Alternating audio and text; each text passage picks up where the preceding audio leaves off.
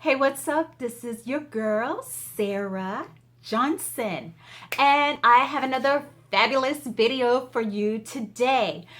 I recently read an article. Actually, I read this article a few years back, but I reread it here recently. And the title of the article is The Top 5 Regrets of the Dying. And it was penned by a nurse. Her name is Bronnie Ware.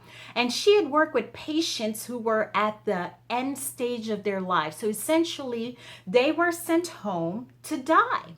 So I guess over a course of time, she began to chronicle some of the stories that they shared or some of the main takeaways that they shared regarding the regrets that they had.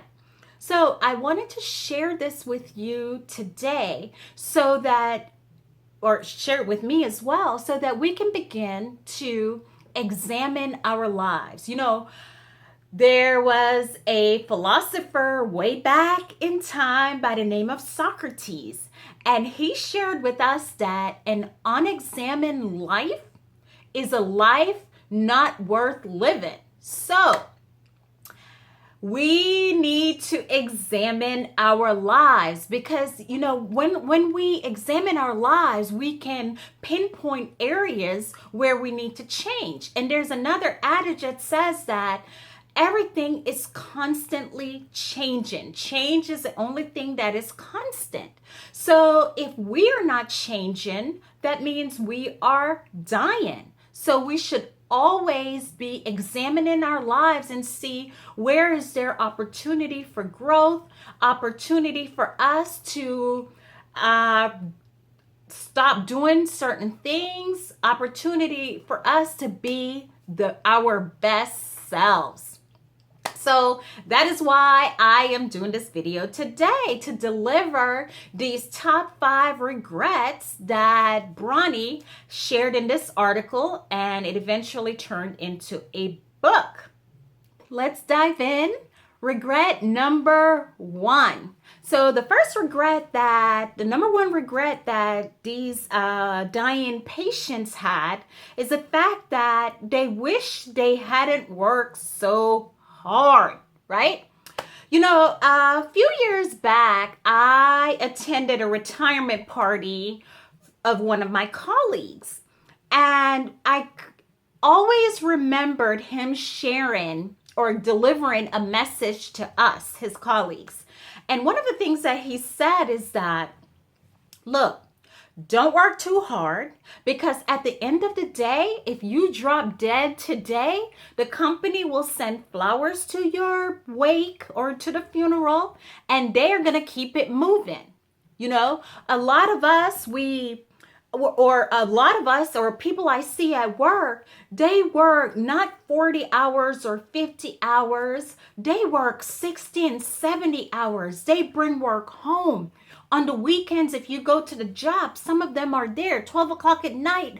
There, you see them on the computer. And I'm like, what is wrong with them? Why is it that serious?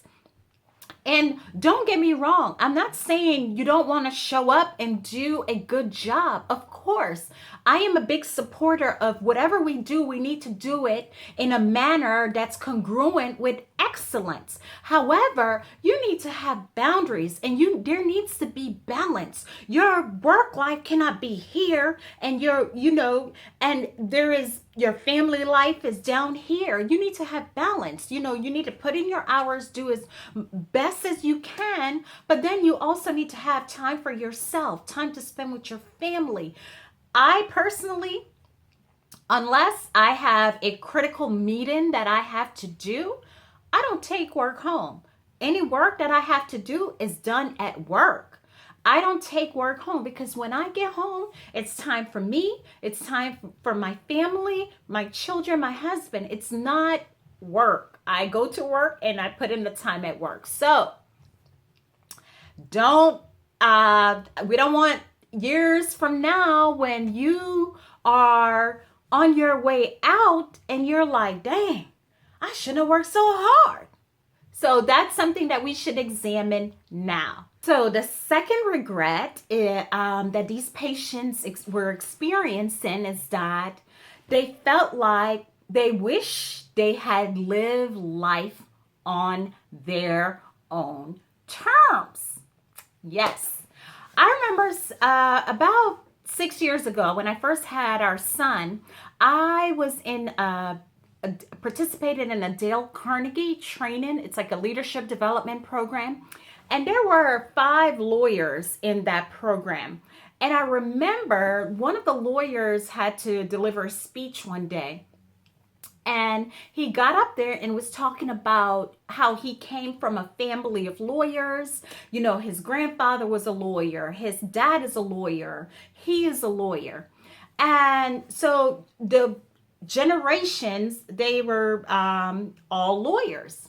So he said that like a few years prior, his dad had just abruptly stopped working for his clothes, shut down his law firm, and said that he no longer had the desire to practice law, but instead he wanted to follow a dream that he always had but wasn't able to express it because he thought that that was a thing that he had to do. He had to pursue the career of law because his parents did it and their parents did it. So he didn't really want to upset his father or his family. Anyhow, after many years of practicing law, he felt like there was a disconnect there's a disconnect between what he really wanted to do. So there wasn't any congruency with him living out his dream. So he shut it down and he picked up music. He always wanted to be a musician.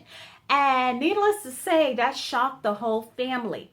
And, you know, that's what we have to do. We have to examine ourselves and say, you know, the careers that I'm in, the life that I'm living, is it congruent with that gift or my passion? We all know most of us, we know at least what we're placed here to do. What makes you come alive? What puts a spark in your eyes? What is something that you love to do and you could do it for free over and over and you lose track of time? So we're not here to live other people's lives. We're not here to live the life that our parents dictate to us. We are here as a unique expression of God, and we're here to deliver our unique gifts, not what anybody else stopped. I just did a video on, you know, not following the template. We are here to deviate from the status quo. We are here to start some trouble. I'll put a link to this video so you can watch it as well. So we need to make sure that we are living the life that we design, not what somebody else designed. Regret number 3. So this regret is, I wish I had the courage to express my feelings. You know, many people have difficulties in expressing the way they feel. I personally am not one of those persons.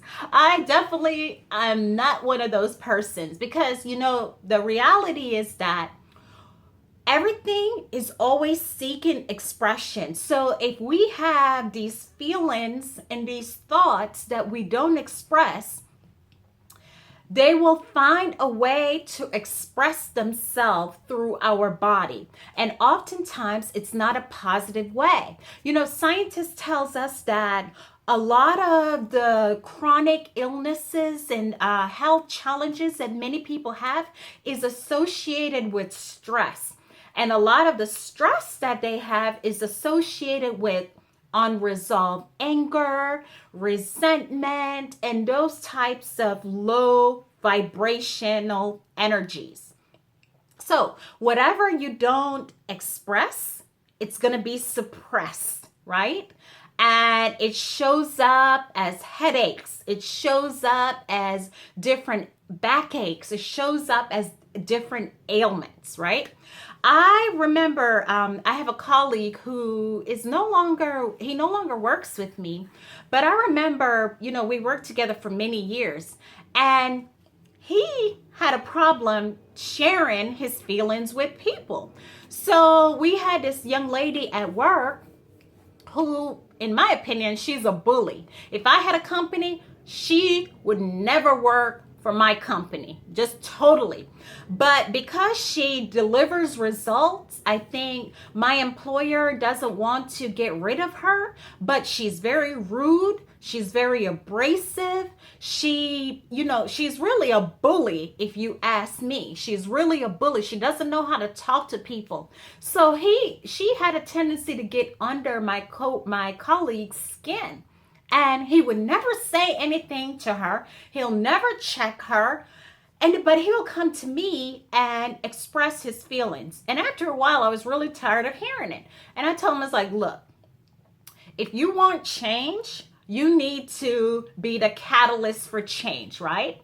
And whenever she comes to you negatively in a rude manner, you need to let her know. You need to let her know, because we all have to draw boundaries, and we teach people, we train people how to treat us. If you allow people to treat you like a doormat, they'll continue to do that. So I was like, look, you need to let her know. So he would go on, and days and weeks and months, and he'll still be complaining about her. I'm like, look, don't complain about her to me anymore, because obviously you don't want it to change. You really like to complain. You let her know, and I bet her behavior will change towards you. So we need to express. We shouldn't, of course, we need to be careful we need to care about other people's feelings, but we need to be forthcoming with how we feel, right? All right, so let's go on to the next regret. Regret number 4. Numero cuatro. I wish that I had stayed in connection with my friends. As we get older, we get married, we have children, and then everything stops because we have responsibility. You have to work, come home and take care of your children, spend time with your husband. And sometimes we abandon our friendship. I will say that I am very guilty of this. But I've been making the necessary steps to really shift this. In the age of social media, Facebook, Instagram, YouTube, Pinterest, it's easy for us to lose that connection. It's easy for us to lose that face-to-face. It's easy for us to pick up the phone and talk to our friends because it's much more convenient to text them or to like their pictures on Facebook. But, as people, we thrive off of connection. We thrive off of that connection.